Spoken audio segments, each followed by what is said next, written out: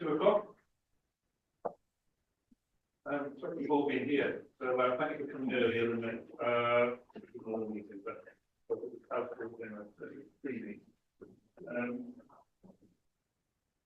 like to welcome, first of all, those members of the public and press who are joining us today for this meeting of the Investment Committee. There are no 5 minutes scheduled, so if the alarm sounds, I will adjourn the meeting. Follow the Democratic Service Officer who can lead us to the assembly point. I'm probably pertinent, I should also introduce myself. I am Mayor Dr. Nick Johnson, Combined Authority of Cambridge and Peterborough. Hopefully everybody gathered here today and what was expecting to... I'm sorry, so nobody's heard that. Okay, so as Mayor Dr. Nick Johnson of the Combined Authority of Cambridge and Peterborough, hopefully anybody watching is expecting to be seeing the Investment Committee today on the 13th of January 2025. Welcome again if you didn't hear my initial introduction. Moving on. So item 1 is announcements and apologies for absent. So it is relevant that we have an exempt appendix regarding Peterborough Station Quarter to item 5 on the agenda. So when we get to that item, I will ask members to take a vote to indicate whether they wish to move into private session to discuss this. If members indicate that they do, we will continue to hear the other 2 items and move the Peterborough Station Quarter to the end of the agenda. Would the governance manager let us know of any apologies? Thank you, Mayor. Yes, we've had apologies from Al Kingsley. Thank you. Moving on to item 2, which is regarding if any member wishes to declare a disclosable pecuniary interest or non-statutory disclosable interest in any items being considered today. As always, those declarations of interest can be made at any point during the meeting. Item 3 is the minutes and action log. Now, you would have seen these already pre-circulated. Is the committee happy to approve the minutes from the 16th of December 2024 as an accurate record and to note the action log? Okay, well, I see no objections, so we will take the minutes as approved and the action log as noted. Moving swiftly on, item 4 is the investment concept papers. Steve Clark is our Senior Responsible Officer for Local Growth Fund, Market Insight and Evaluation, and longest job title at the Combined Authority, will now introduce the report.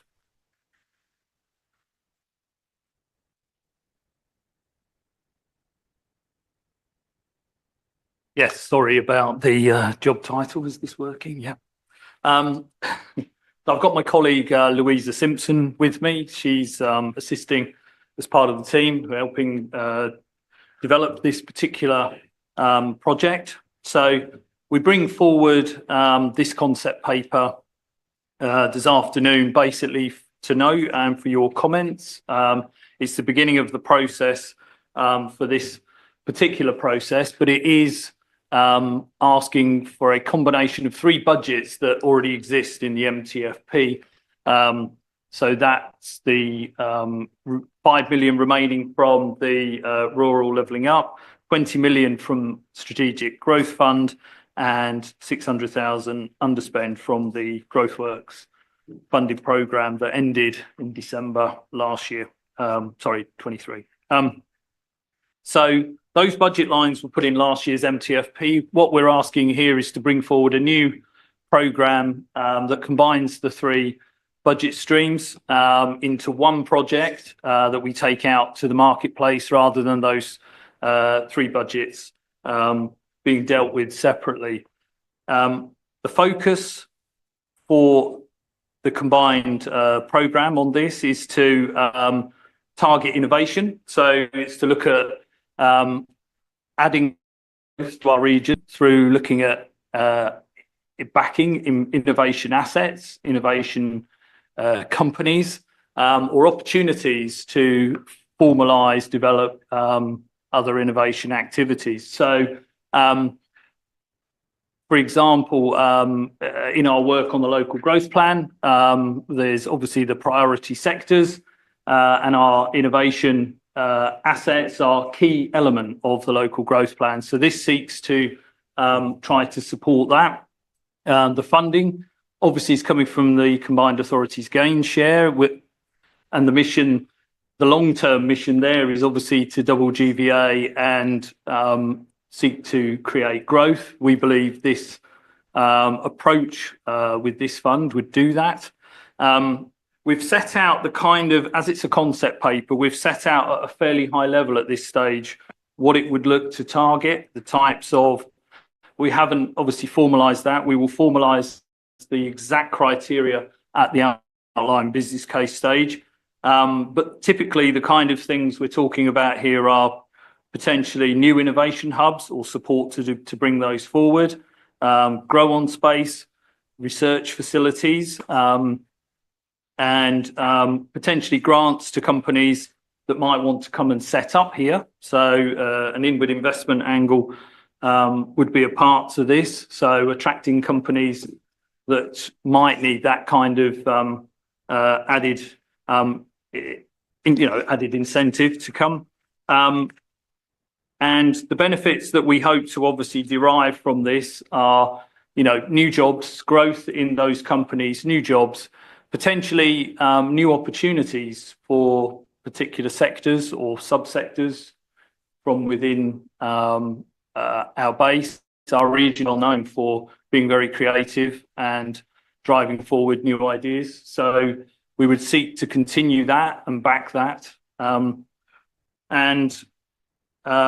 Strategically, the fit, we believe, is quite good. It aligns with the pioneering part of the shared ambition that all of our partners have signed up to, which backs supporting innovation in our area.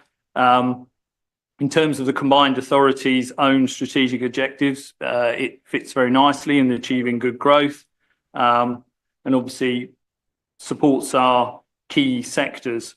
I'll perhaps pause there. Is there anything you'd like to add, Louisa? No. Okay. So we'd be happy to take questions on that from the committee. Okay. Well, it's a lot of money. So let's have some serious conversation about it then. Who wants to talk? Oh, Nitin. Can you pull your thing a bit closer, actually? I know you said you do the criteria later, but surely that's a big piece of how the guys around here would see the opportunities. So I think that should be quite part of it, because I think having been involved, that's been quite a hard thing to sort of work through for all the different people involved. So I think the criteria and maybe even the targeting, because I think, if we look at a very top line, we target the same things as everyone else does. I mean, let's look at, so we need to be a little bit more specific, particularly with the amount of money we're talking about. It can make a difference if we do it right. Yeah.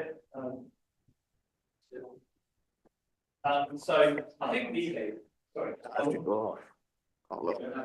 Oh yeah, the lights up. I think initially the criteria we're thinking of, which is set out in concept paper in fairly broad terms, is obviously there's a set of target sectors. They're set out within there. So agri-tech, food, drink, advanced, all the ones we've put forward in our local growth plan. But within those, you would look to see what growth opportunities we're talking about in the growth plan locally. So whether it's, the green or emerging technologies related around Peterborough, or forms of advanced manufacturing. So whether that's aviation tech, clean flight, there's particular subsectors that we would look to cross-reference across this. So agri-tech and food manufacturing, but not in its general broadest terms, but innovation opportunities within it. So AI obviously is a big one, and there's some announcements nationally about that today, but I suspect that our area will continue to be quite a generator of big AI opportunities. So we would look to frame around that. In terms of size, we're suggesting here this is a grant scheme, but we are going to investigate if loans might be an alternative route. We have an equity investment fund already running, which the FSE group are running on our behalf. So we're not sure whether we're going to explore far down that route, but this would be larger size grants, so £500,000 and above is what's proposed at this stage. Leveraging at least 40%, we may make that even higher, so that we're looking for quite high value projects in terms of encouraging those to come forward. But yeah, so with the Gateway review on the combined authorities gain share, obviously now we've been doing a lot of very small type grants to projects which are not necessarily strategic enough or going to give, or more importantly, actually going to move the dial on a bit of growth in particular areas. So that's what we're thinking as a very high level criteria. It's a very open. No, but I think that's a bit different than we did last, which I agree with it, because we did a lot of small ones spreading it. Yeah, yeah. Never saw a big impact on any one area. Yeah.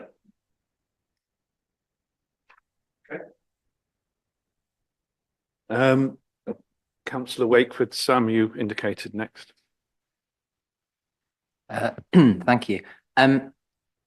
I think this is really helpful, and the principle of bringing together disparate budgets, given what's been said already around economies of scale, sounds enormously sensible, particularly as many of us around the table in different other roles have sight of some of the partial elements that have not been fully spent elsewhere. So I'm sure the principle here is sensible. I just wonder if I could give you an opportunity to speak to the point around the potential geographic benefits of the funds, that the full concept paper in the attachment in the ambition section summarises sort of the three economies that we're supporting as being Cambridge, Peterborough and the Fens. We all know that that's a reference to the Greater Cambridge, Greater Peterborough Fens economies that cross-cut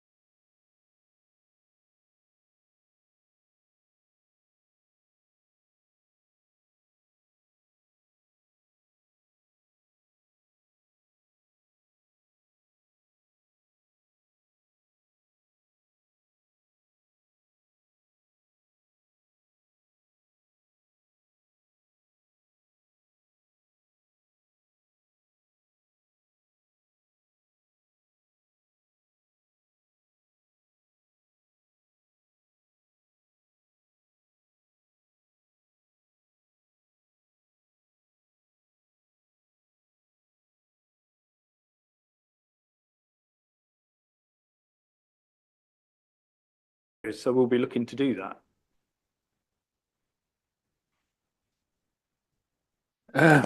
Councillor Nawaz, Hack. Thank you. Yeah, I do like the idea of combining the existing thematic fund budget. It may be that we'd be able to focus more into the areas that are particularly in need. But before I go on to that, I don't know about the government's white paper and devolution, and I wonder if that may, when it does come out, have any impact on this, or how the two will work together if and when that happens. But my substantial point is concerning your ideas. You know, I get it. The job growth has been lower, and the earnings as well as the productivity per hour has been low. But along with this, I would, the three that you have outlined, the agri-tech, food, drink, advanced materials, manufacturing, digital, and you've kind of categorized it geographically into Cambridge, Peterborough, and the Fens. Now, I fear the Fen's approach that seems to be narrowed down to the agri-tech, the environment. Yes, there are a lot of flooding issues, and they do need a lot of attention and resource. But I think the issue there is much wider and deeper. The areas of deprivation, the educational cold spots, the health inequalities, and I was looking at these health inequalities recently, and they are very, very substantial. And I wonder if the approach to Fenlands can be broadened to reflect the width and depth of the need. And I think there are many reasons, but I think one of the important reasons for that is the lack of connectivity. That is the roads, the transport, the buses, and so on. The number of times you hear people have missed their hospital appointment because they couldn't get there, because the bus didn't, there's no bus, the taxis are too expensive, they couldn't afford it. And that obviously impacts on health status. It also, and I am sure the chair has heard me say this before, leads to greater social isolation, leading to further health issues, such as mental health issues. So I wonder if that, I take it this is provisional, these are provisional proposals, can be expended and a broad approach can be firmed into these, please. Thank you. Okay, Steve, there's over to you. There's a lot there. There's a lot there. I'll do my best, but I'll sort of defer to others maybe to cover some of the points like the white paper question or things like that. But I think from the kind of programs we've run in the past, Fenland has still had opportunities. And so, for example, we gave a grant to Aerotron, who's gone on to do really well and have got quite a good foothold as a base in Chatteris, and a training centre and a commitment to bringing forward opportunities, quite high value jobs for the area. So we'd kind of, with this fund, be looking for potential opportunities like that to be replicated in other places. I mean, this fund clearly isn't saying in the concept form it's going to fix the roads or things like that. But what it is saying is, it can create opportunities which could have an impact on things like, health and environment and other things. So, it will be a factor in how we score these projects, because we do have, we've got quite a sophisticated, quite broad number of indicators now that we can score and measure particular projects or opportunities against. And can look to see if it can score some of those other wider benefits that we all want to see happen in places like Finland and wider. To reiterate that point, there has been a significant change about including social value into the assessments, not just of business proposals, but across the whole of the organisation. The importance of how we spend the money that comes down from central government to deliver educational improvements, to deliver infrastructure improvements, and acknowledging the inequalities that are in cities, in towns, and across the region. And that's new in the Combined Authority, because that didn't exist before. And I think, so just on the point, the white paper has obviously been released. It's obviously, I think, if you wanted, that was on, I was there very nice to be there actually, in Leeds. And I'll let Richard speak to the sort of strategic approach that the white paper is allowing us in terms of our business development. Is that working? Great. Thank you, Chair. Yeah, so I mean, I think what we're trying to do, in a sense, is get into a state of readiness. So we are negotiating. The combined authorities, as you will have seen since the election, have had a seat at the table almost with government. So we're negotiating with government at the moment. So on things like the National Industrial Strategy and on things like developing a local growth plan, we're very much in that process at the moment. So the sectors that have been identified in the paper very much read across to the sectors that we're negotiating with government. And it's likely that government will insist on sharing some of those priorities with us. And then we'll embed those into the local growth plan. And once we get to the summer and we publish our local growth plan that's being negotiated through the comprehensive spending review with governments, this fund will be in a state of readiness to go.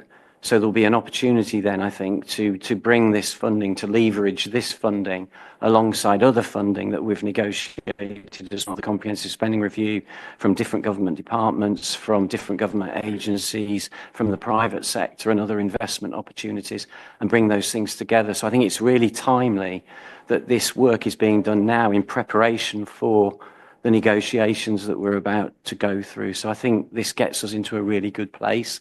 And I think the idea of bringing funds together absolutely is exactly what the government want to see, because it means that we can get more scale and we can make bigger interventions that have bigger impacts for our area. So I think it's all going in the right direction. Your points about, you know, our more deprived areas are absolutely need to be picked up in the development of the local growth plan moving forwards. Thanks. Just Councillor Nawaz. thank you for that. And my only anxiety is that it doesn't end up with giving, you know, resources, giving them those who already have, sort of thing. But it's good to hear your answers, and I shall refer back to these hopefully at the right stage. Thank you, Chair. I'm going to ask a question. I probably should have done it in pre-briefing, but just as we go forward and whatever some of these quite big investments, are there going to be opportunities working with companies that are coming in where actually the investment that we have is not just sort of grants, but there are share options? Does that ever think? Because, you know, basically if we can back a winner, you know, obviously you back a winner, you can also back a loser, but it's a sort of kind of understanding, is that also part of, because I'm aware that I've looked at other papers and stuff that we've done with accelerators before, Illumina, there's options occasionally there, but it's that we've done a lot at the Combined Authority. And is that something that we're moving into? And obviously that's important because that's an investment. And how are we going to protect ourselves to make sure we do back a winner? So I think I did sort of mention that we will explore in the outline business case that it's not just grants. I think the whole sharing in equity, joint ventures, I think is still an option, but it's always a bit more complicated territory. And as I say, we already have one fund set up doing that. I'm not ruling it out at this stage, because when we do the rest of the business, we may say that we need to keep that very much a live option. The other thing, of course, which I know Matt and our governance have been pushing as well, is that even if we do give a grant, we should make sure we've got really good security of some kind in the background. So whether that's a charge on land or whether it's some other kind of formal agreement or that we can get our money back in particular, if particular scenarios or opportunities arise. So yes, we will be doing that. So yeah, absolutely. Again, we didn't used to do it and it drove me crazy. So I'm pleased that those sorts of things are being introduced into our thinking. We'll have an investment committee. And on that, I'm going to bring in Matt from a legal point of view to sort of educate the committee as to how we can weave in agreements which ultimately, you know, where we all share the benefits. Matt. Yeah, thanks. I think first of all, in terms of the success, is what you do is you have try and do the best due diligence you can with regard to each individual project where you're looking at money being granted or money being given by way of a loan. Also down to issues such as subsidy control. In some cases, the loan will be on a commercial rate in any event. So it doesn't disadvantage anybody. So you have that. have looked, and we're starting to, as Chair has said, putting some charges on some land and some property in terms of some of the grant monies to make sure that it's used in the right way, and it retains best value, because then there's a potential to try and get some of that money back so it can be used on a different project. And in terms of some of the equity share, it is possible with some of some ventures you go into to have some share, and also then to get perhaps a place on a board of a certain organisation, so that you have some influence and you can see that it's all been done in the right way and sticking to what it was originally in the business case. So sometimes it'll be on a case by case basis, but certainly we're looking to establish that sort of thing. If there is a return, even if it means we go in to help something get off its feet, and then we sort of get on its feet, and then we have the money back afterwards. Then again, it's about having that money then to use on a different project. So we will look at it on a case by case basis, but we are trying to tighten up a little bit more on that as well. Thanks. Councillor Smith. Simon. Yes, thank you, Chair. We'll welcome this proposition. And I think some of the criterion, the detail is actually coming out of the discussion, which I think was actually, you were quite right to raise that particular point. I just wanted to talk about best practice in relation to inward investment and what I've seen at the West of England Combined Authority.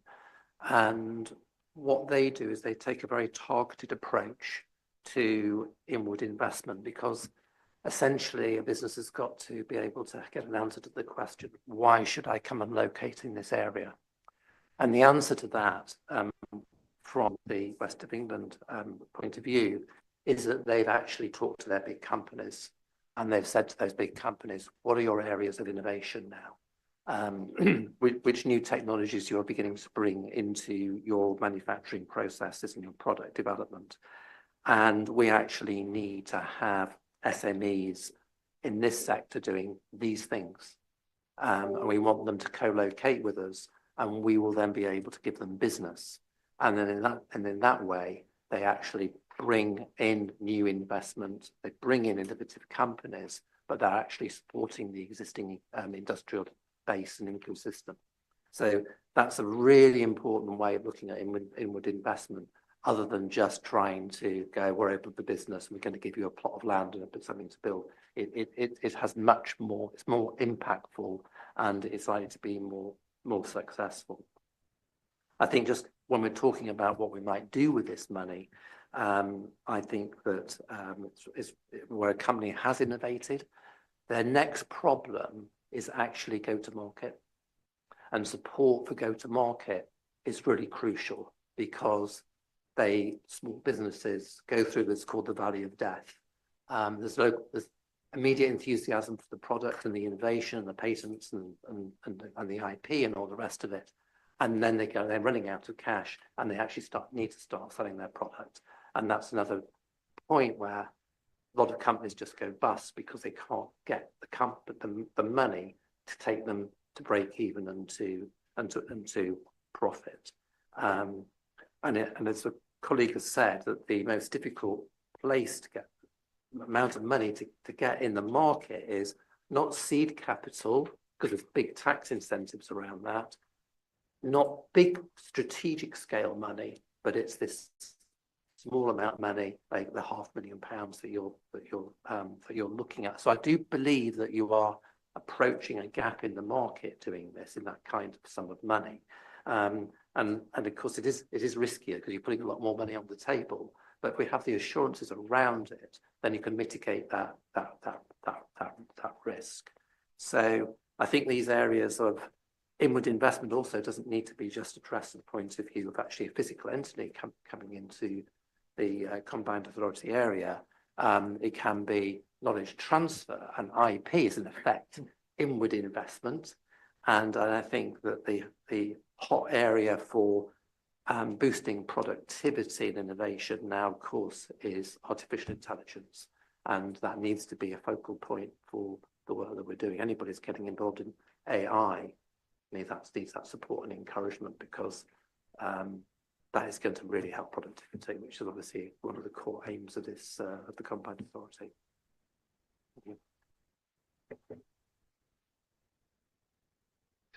Thank you, Councillor Smith. That's indicated wants to Chair, speak. if I may, thank you. The other thing to mention as well is in the public sector, when you're using public money to make investments, all that's expected of us to be 100% successful 100% of the time. And All right. the Shoot for the stars. issue with that is we've talked about the assurance process. This is a concept paper. If it comes back further as business case, there'll be a lot more meat on the bones. There will be due diligence undertaken. There will be agreements to try and secure capital or to have shares or whatever else, but there still carries a risk. So while we mitigate the risk and we reduce it, this is not being presented as everything we do is going to work. It's this is what we try and put in place to try and make sure that's the case. But there needs to be a level of expectation that we hope obviously nothing will go wrong, but we can't guarantee that there won't be one or two projects where they don't turn out as we planned. Thanks.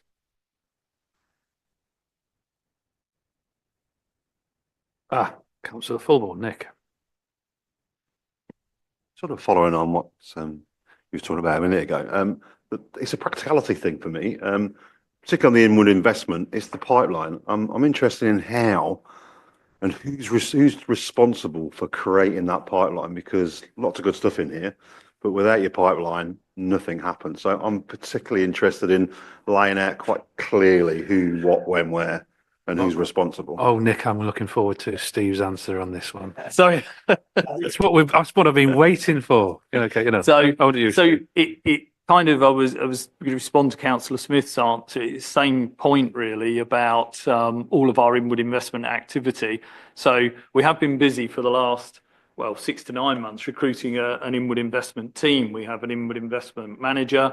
We have 5 sector champions, and we're building to a point where that work is all going to be directed by what we're calling an internationalisation plan, which is about our outreach in activity to get inward investors and build that pipeline, and also work with the other existing investors who are already here who present opportunities too. So we currently have, we have a legacy pipeline that came from GrowthWorks, which has been worked through. I mean, David probably knows the numbers better than I do, but there's quite a pipeline of existing activity of interest, which the team are working on and building. We're talking to DBT about a partnership that ties to what they want to do nationally going forwards about working closer on inward investors there. I think we have currently 73, I think it is. They're not inward investment, some might be, but actual in projects, if you like, capital investment projects, which many of those are innovation led, which could be potentially targets for this funding, which we're aware of in the area that are potential. So there's already huge potential. But what I'm saying is, and so the ideas as well of doing targeted inward investment focused on particular opportunities with our larger employers, I think that's precisely where the team are planning to work, bring forward those opportunities. That supply chain angle is a rich area, which I don't think we've tapped in that hard. So yeah, there is a pipeline, but there is plenty of activity cranking up and going forwards. So yeah, I don't know if David wants to say anything. Come back. So the responsibility is going to sit in the combined authority to lead on these 5 areas. And we, as other authorities, would feed into you and you would lead us through it. I've had a phone call from an American guy in Texas, for instance, recently, and he wants to do all sorts of crazy things. But how do we feed that in? At the moment, he's coming back and saying there's about 52 people I have to talk to move this another 2 foot forward. So the idea is you're going to take responsibility. We're going to come in behind and take our role as serious as what you are. But basically, you're going to lead on this. And you're going to be where we push people to. That's what I'm going to do. I'm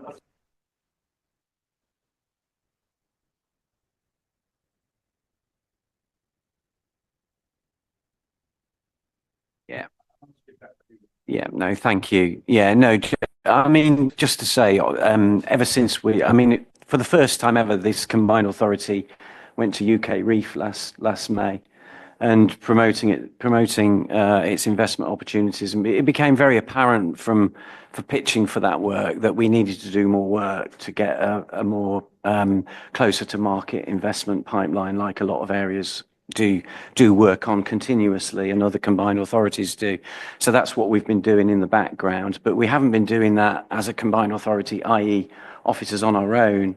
We see the combined authority as being all of our member authorities. So you are members of our combined authority, if you like, as constituent members, and we've got a local growth plan working group that's working collaboratively on the development of that investment pipeline. So we've been working with all of the economic development officers and so on in each of the local authorities, as well as working with private sector partners as well.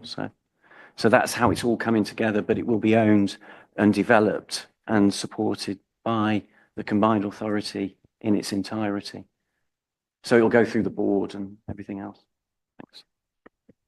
Transparency thing again. It's the idea of being what's currently called a combined authority, but moving towards a strategic authority, which, you know, speaking to all the leaders as we do through the leader strategy groups and then at board, so that it doesn't matter if a Texan rings up East Cams or if it rings up Peterborough, eventually it all filters up. And then but at the same time, if somebody rings, you know, if I go to a conference and I meet somebody, or Rob's approach to, you know, events, we'll go, we don't go there as a combined authority. I'll speak up for Peterborough. You know, that's the narrative. And I, you know, put it into the context, you know, if the best example would be somebody like Sadiq Khan. You know, if people are moving to try and invest in London, they don't ring up Tower Hamlets mayor. They ring up, you know, they ring up the mayor of London. You know, that's the sort of, I'm nothing against Tower Hamlets. You know, it could or it could be Richmond. It could be Richmond. I guess the narrative is that knowing, I've dropped a clanger there. But the idea is that officers in your organisation in Fenland, there's this regular narrative that just wasn't there before. But you need to have and I'm sorry, I'll let my chief executive come in there. So all I was going to say, you asked Councillor Bond about who's responsible. I think what's important to stress is in the most recent communications we've had with MHCOG about the local growth plan, the one thing they're really clear is that whatever is signed off in the summer needs to include an investment pipeline for the area. So I think ultimately the work that we're doing now, the work that's been going on pre-UK Reef last year, we will end up with something in the public domain as part of a local growth plan. And when I say in the public domain, obviously it depends what's in there, because some of that may be sensitive to potential investors, et cetera, But I think that's where, you know, it's a joint piece of work that will sit in a local growth plan that will be signed off, we believe, by the board. And when I say believe by the board, we haven't had clarity yet in terms of process from government in terms of the sign-off process, but that would look to be in the summer. So that's, and there's been a lot of work from Richard team with the corresponding economic development teams of each of the councils and actually some of the other senior directors around testing out now the investment pipeline that was developed for UK Reef last year to really get into the detail of some of it, because it's easy to just say, here's a great idea.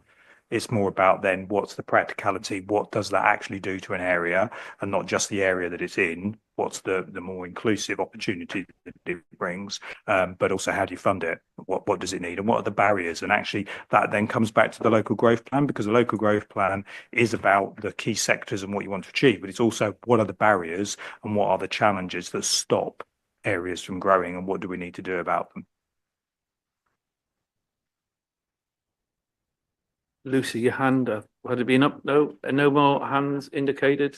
So just to getting into the format of these meetings, we have actually been asked to note and comment on this report, which we've done, but there's been a very, very rich conversation there. And in the way this process is meant to work, if there were any specific comments to be formally submitted to board as a recommendation, that we'd have to vote on them. But if my recollection of how this works is that what we do is we provide a a narrative of the points that have been made, and as a sort of from you, the investment committee, to the board. Obviously, there are a few board members here, myself and Lucy included, but unless there was a specific thing. As I say, this is for the future as well, learning that. But anyway, so as I say, asked to note, thank you for the comments on the report. Yeah, no, please come in. Yeah.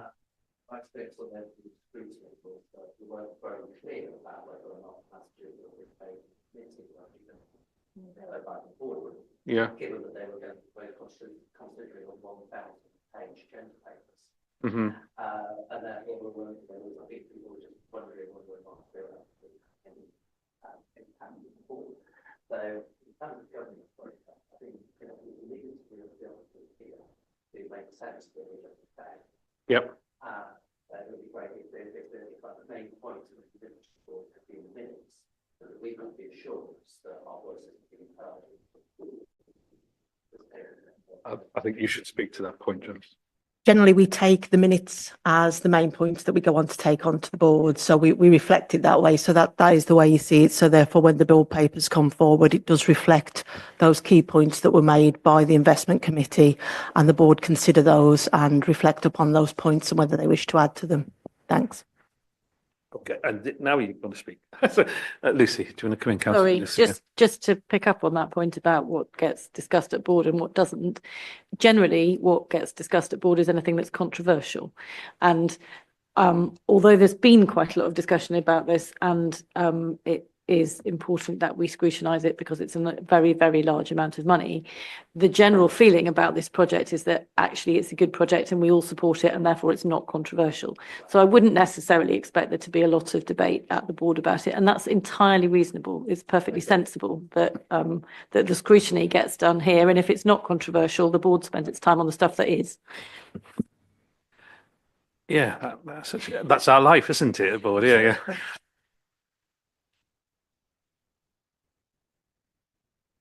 So thank you again for that conversation. So item 5 are the business case submissions and change requests for approval by the committee. Oh, thank you, team. Louisa, thank you, Steve. As mentioned earlier, I am proposing that we move into private session to discuss Appendix A regarding the Peterborough Station Quarter. Do I have a seconder for that? I'll take it from my deputy on this one. Okay, thank you, Councillor Singer. Thank you, Councillor Singer. And now we have to vote on that. All those in favour? Those against? Any abstentions? Okay, fine, that's understood. Right. So I need to move on then. So what do I go to? So we'll Signet Bridge next time. The Signet Bridge, yeah, okay. Who is that? I will now ask Judith to introduce the change request for Signet Bridge. Again, in Peterborough.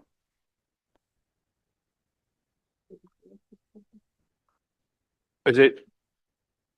Oh, sorry, Judith. Yeah, good. Yes, hello. Sorry, I was getting myself two Peterborough things, so that's what I was thinking. So yes, we've moved on from discussion around the Peterborough Station Quarter, but we are now going to talk about Peterborough Signet Bridge, or the proposal for the Signet Bridge. Thank you. So you have the papers in front of you, and very briefly, this is, as you say, Mayor, a change request. So the original project was a £6 million project for an active travel bridge. It's previously had another name in the Fletton Quays Bridge. The change in this particular instance, in the previous board, as you can see from the papers, there had been 3.4 million that had already been allocated through our NTFP for this project. What the change request is because of a number of areas which are set out in the paper, there has been an increase in cost. And obviously we can provide more information about those, but the increase in cost has now required that they have come back to us for a further sum. The total costs, as you can see from the paper, are 8.4, and you can see that the Towns Fund in Peterborough are providing just under 2 million, and indeed Peterborough City Council themselves are providing just under 1 million. But the remaining shortfall of the designed bridge, it's also already got planning permission and consultation. The shortfall is, as you can see, was £2 million, which they've now come to us for. Now, what we are asking the committee here for is to approve that we use 1.4 million approximately of TCF money, Transforming Cities Fund money, and 600,000 of active travel grant that we already have in this area.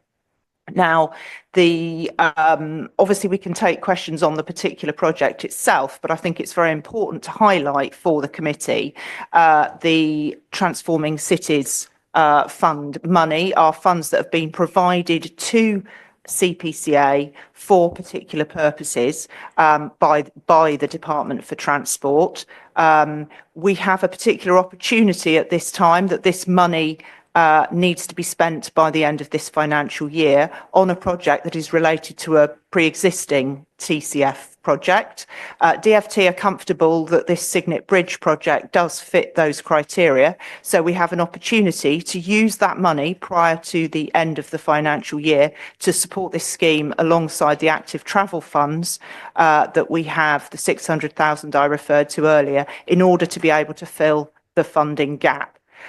So what we're proposing to do is to working closely with Peterborough City Council is to commence the project with the funding package. That's what we're putting before you for your consideration. And then subject to that, we'd be looking at obviously the capital work starting urgently and the completion of the scheme within 18 months. Thank you, Chair. I have my colleague, just before I finish, I have my colleague Tim Bellamy, who's able to provide further details to the paper. Okay. Any questions? Please. Yes, over to you, Councillor Singer. It's not really a question, it's more of a comment. What had been going to be a question has to some extent been answered by, well, substantially answered by Judith's point about the fact that the active travel money needs to be spent by the end of the year. Sorry. It's the TCF money that needs to be spent by the end of the year, not the active travel. Okay, in that case, so I think it makes absolute sense to use money that needs to be spent by the end of the year, and where there's a project that needs extra funding, that absolutely makes sense. Looking through these papers, it is very clear that a very, very large amount of money from this authority is going to Peterborough. I think, I don't have a huge issue with that, because they've been very effective in getting good projects to bring them forward, and certainly investing in the Peterborough Station Quarter will have significant benefits for a much wider area, not least because it's right near the station and therefore very easily accessible for lots of people. Using up money from the Combined Authorities Active Travel pot to go to this project will mean that there is probably less money in the active travel pot to go to other places. And I think we just need to be mindful of that when looking at future projects. And that there is a very good case for investing in active travel in the Peterborough area. But there's also a very good case for investing in active travel in St Neots and Huntingdon and Ely. And I would just like to flag before agreeing to this, because I'm not intending not to, because I think this project needs to be got on with and costs do rise.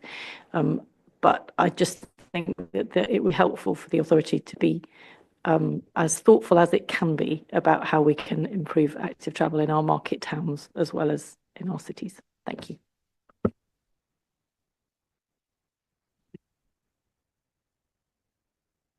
Thank you. I think that's a really important point, and it relates to the total value of the active travel grants that we have and the work that we could do. And perhaps I could just ask my colleague Tim Bellamy just to speak a little bit about the active travel resources that we have in the context of this particular decision. Afternoon, members. This is related to Active Travel grant money. This isn't the Active Travel England funding. And therefore the Active Travel England funding, which is due to come and following engagement with Active Travel England, will be announced in due course. So the pot there, we at the moment do not know what that allocation can be. There is also an opportunity fund or community fund that we're looking to develop around looking at market towns, smaller villages, town villages, about how we can actually improve connectivity in those areas by using cycling, walking and wheeling in those areas. So we're looking to develop a paper that will go to TIC, so Transport Into Committee in March, to outline some of the methodology behind that as well.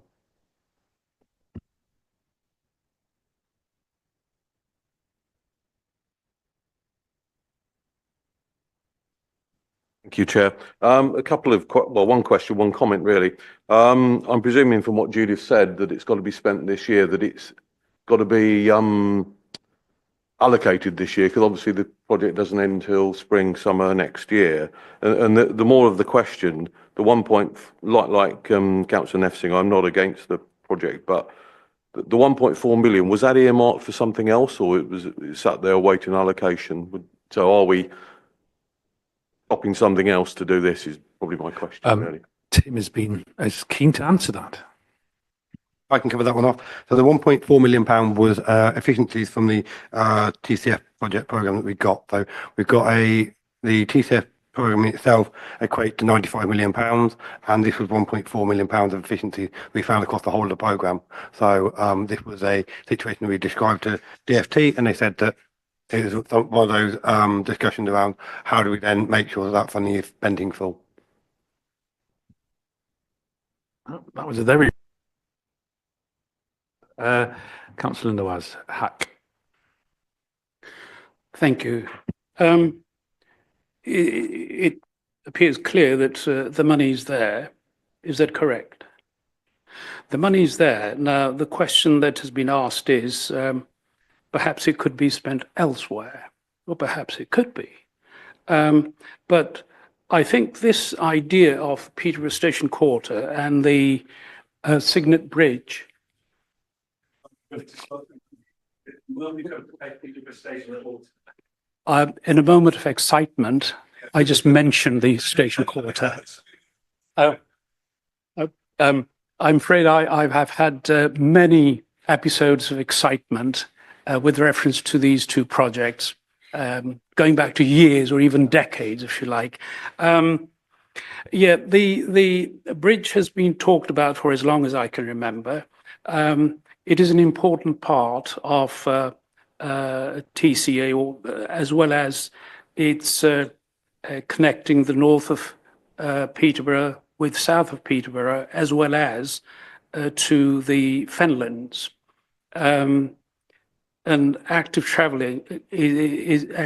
is becoming more and more important, and particularly given that the university, the Anglia-Ruskin University, is in the same patch, and a lot of their residents will probably be residing in, say, Fletton or Standground, spill over into Whittlesea and the Fenlands.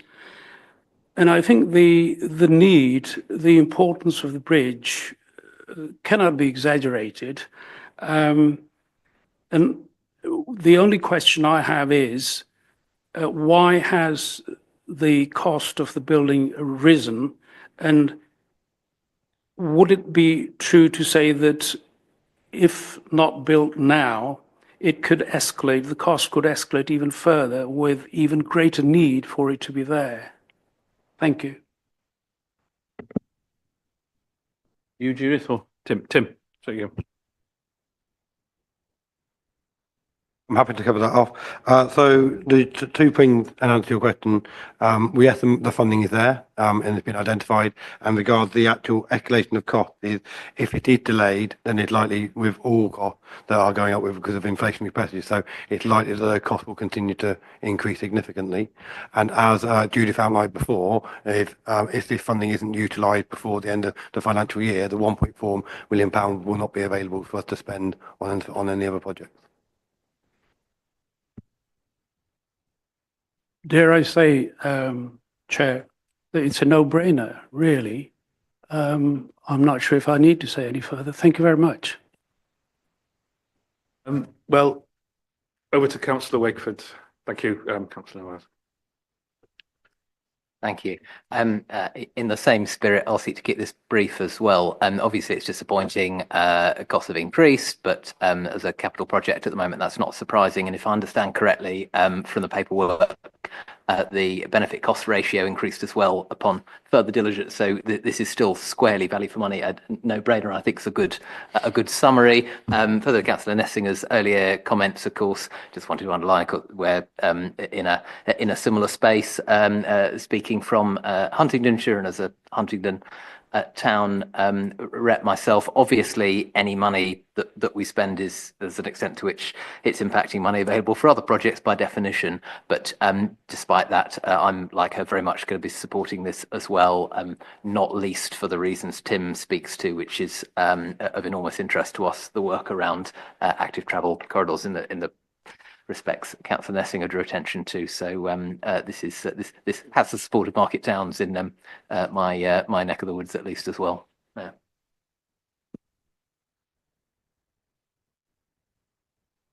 Councillor Smith.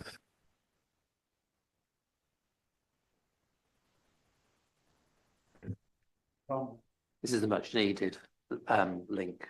I think it's unfortunate the press coverage was scheme escalates by £2 million. But it's not actually accurate to say that, is it? Because this was a process of going through the initial design and then getting to the final design, and then when you can get the accurate costings. So it was always going to cost this sum of money. It hasn't escalated. It's just gone through the design cost process. And I think that kind of press coverage really negates the good work that this combined authority does, because we should be celebrating this investment.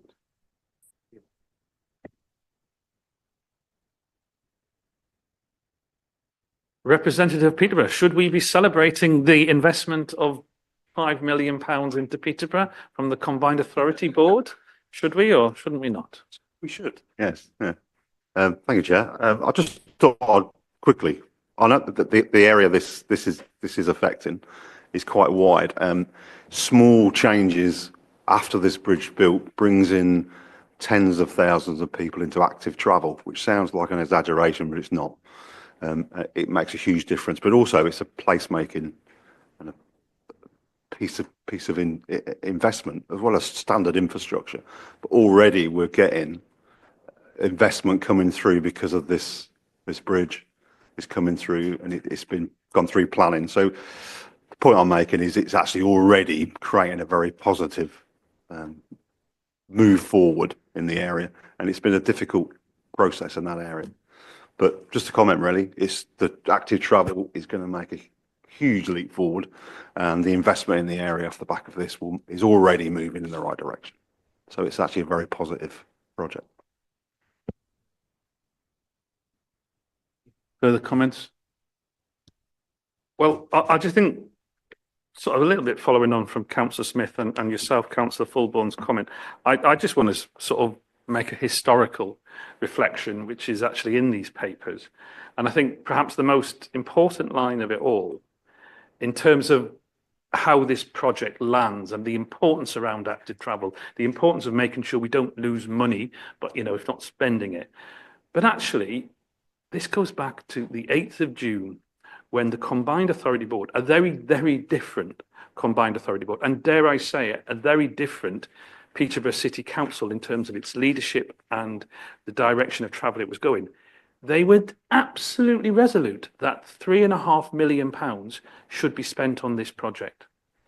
And I also historically remember some of the challenges in dealing with the board at the time, and the board may say the board dealing with the mayor, but this is history. Now, we have a process now where this would have come to an investment committee.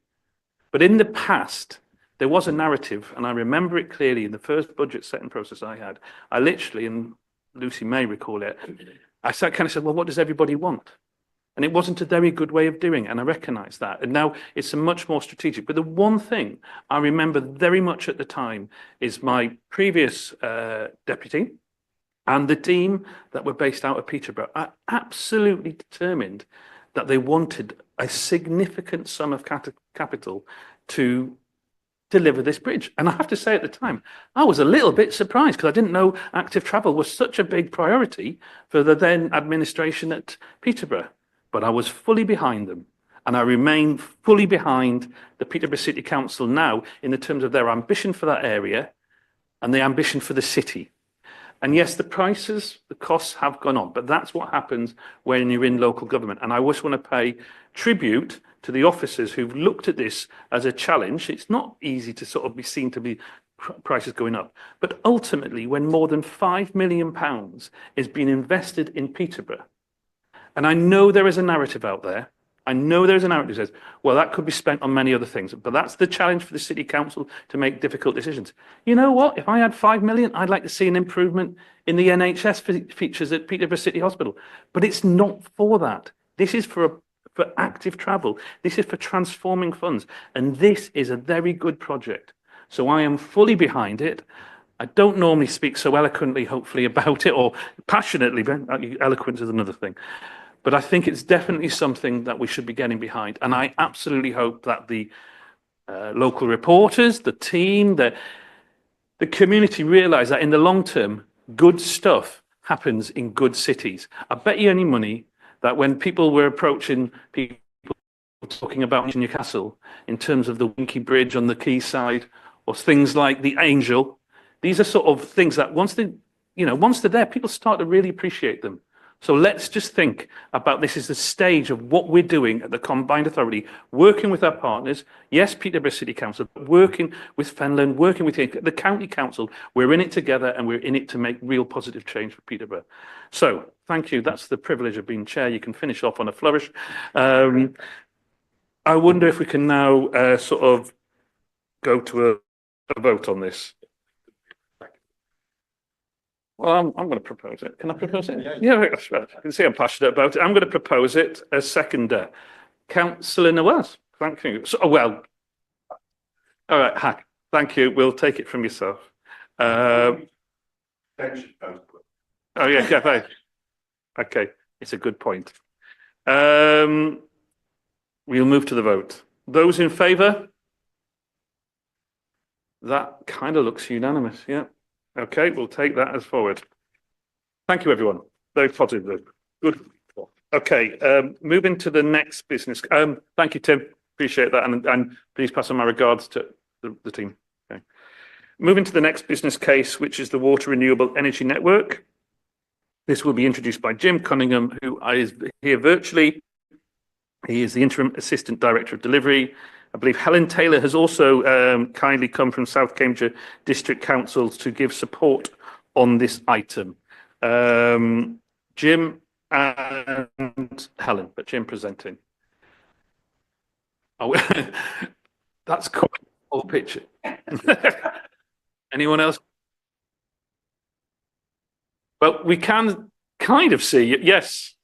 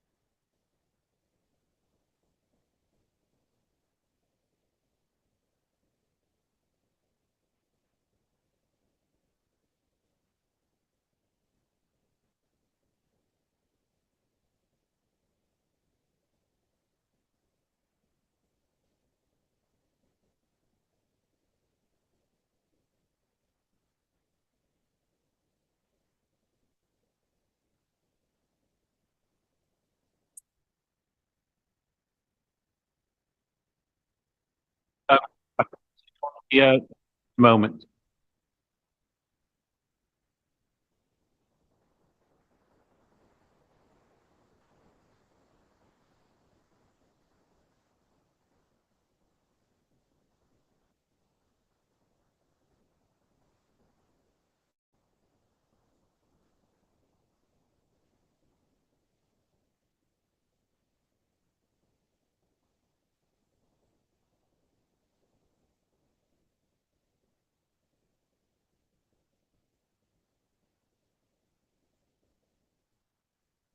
Jim, I think we have now. Helen, you are there, aren't you? We can hear you. Jim has just given a presentation. Was there anything specific that you wanted to add? Obviously, we've got the reports in front of us, and you're here to maybe answer questions. But was there anything you wanted to add in?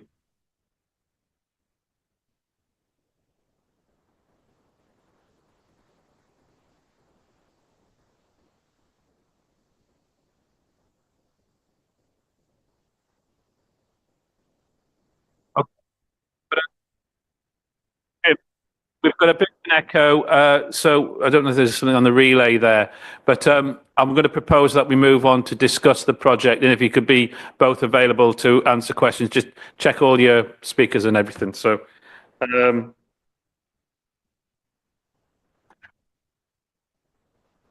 who's that? Is that's not? Well, but I'm not talking.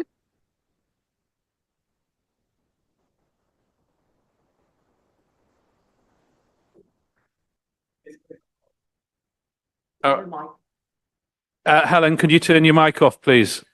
All right, good. Thank you. Questions or comments about this project? Again, started some time ago, but it was, again, this was a popular one, I think, particularly because it worked collaboratively across different organisations within the combined effect. Councillor Sharp, Alan.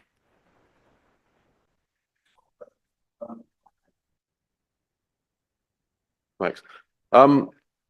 It mentions that we're purely looking at moving the timescale back, so there's no extra cost. Knowing the way construction costs have increased, is that a realistic situation? Is my question really. Jim, are we clear on costs?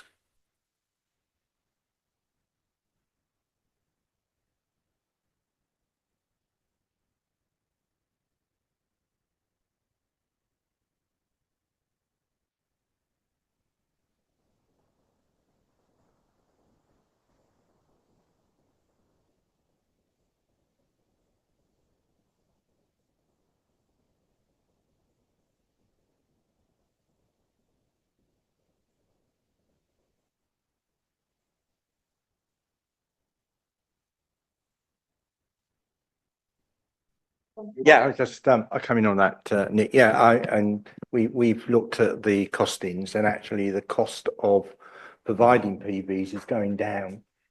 So that's why we're confident that we're not expecting to increase costs because of the delay, because the actual cost of doing this is going down.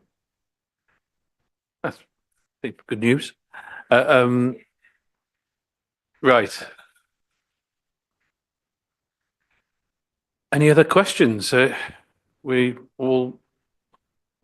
Yes. Well, that's great. Thank you both. There's no further questions, so we're actually going to go straight to the vote on this. I need to have somebody who is proposing it. Yes, I'll take that from South Cams, and seconding would be. Well, I'll take it from the city because it's your rubbish. Well, ish. Okay, Councillor Smith. Okay, so yeah, go ahead. Those in favour. Those against? Oh, sorry, it's unanimous. Okay, so we'll take that as a unanimous vote. Thank you very much. Thank you, Jim. Thank you, Helen. Appreciate it. We're moving on. It's passed unanimously. And now we move on to Chief Executive Report. Sorry. So yes, the next agenda item, item 6, is the Chief Executive Business Case Decisions alongside Janice Gott, Executive Director for Resources, will introduce the item. Thank you, Chair. So we've got 2 items here where I've had the chief executive decisions. That's decisions to enter into spending for projects that are below £1 million. So the first one, in fact, they're both Market Towns related projects, but the first one is Market Towns Phase 1, and that is funding to support the purchase of a property and the renovation of a property in support of the work being done for the Cromwell Museum. As mentioned earlier by Matt, as investments that the Combined Authority is doing, we will be seeking to look at land charges, etc., in terms of the use of the funding, and this is applied and secured against these going forward, so that these projects are carried out as intended within the papers and what the approval was for those. So the first one is that just shy of 300,000 in fact be used for the purchase of 207,000 towards property, and the subsequent funds being used for supporting its renovation. And the second one is a Market Towns Phase 2, and this relates to £90,000 becoming available in consideration of the grant programme. The demand was less than expected for New Start groups, and also the timeline in order to develop that that project pipeline was slower than expected. That has freed up £90,000 to be reallocated within the programme, and that was being allocated to Stream 2, which is £70,000 for social enterprise hubs and a number of capital investment items there in March, Wisbech and Papworth, and also Stream 3, and that was £20,000 to support the STEM exhibitions over the next couple of years. So those are the 2 main items that the Chief Executive has approved. Thank you. Okay, so actually quite a lot of recommendations and obviously stuff, relatively smaller amounts, but going across the county. Does anybody have any queries to our Chief Exec? And first one, I'll go to Councillor Wakeford. Thank you. It is of course stated in terms in the paper that the first request came from Huntingdonshire District Council, but I just wanted to signpost that as the HDC member and portfolio holder covering regeneration work, that this is sort of from me and us. Don't think there's any steer on formalities of input on this, but I'd look to monitoring colleagues should they wish to. But otherwise, I think the summary is really helpful as set out in the paper. Yes, can you comment to that? It's not here for decision. So on that basis, you've made your declaration. It's there for noting. I think if you were going to try and move something, I think we'd have to have a conversation about it. But for the sake of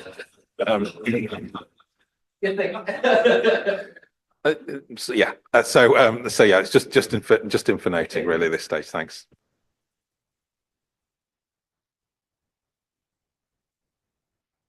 Comments?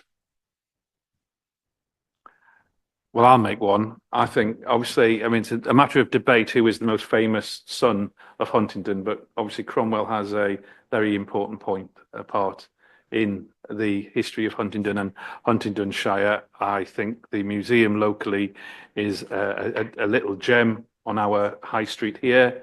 I'm absolutely delighted to see that this is again an example working along with some of this stuff that we're doing at the Combined Authority about the visitor economy. And I think going forward, which we're going to bring more stuff, you know, a kind of recognition, the sort of identity of our whole area, the county, be it the Fens and the sort of uniqueness of what happened over the weekend with Fenscaping. But, you know, we play to our strengths.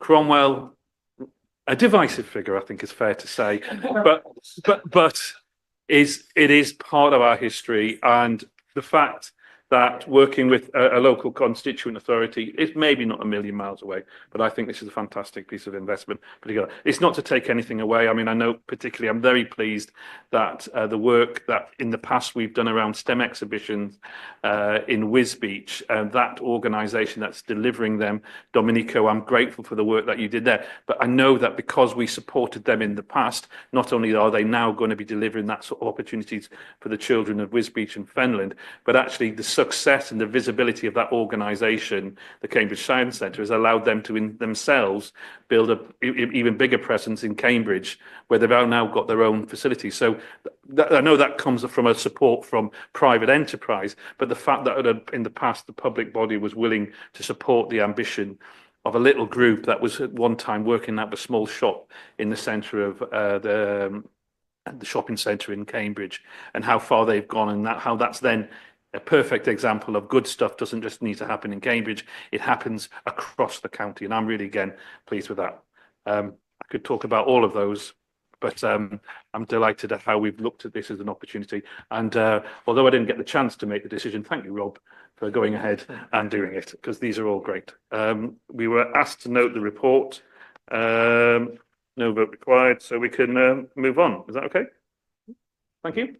Thank you all.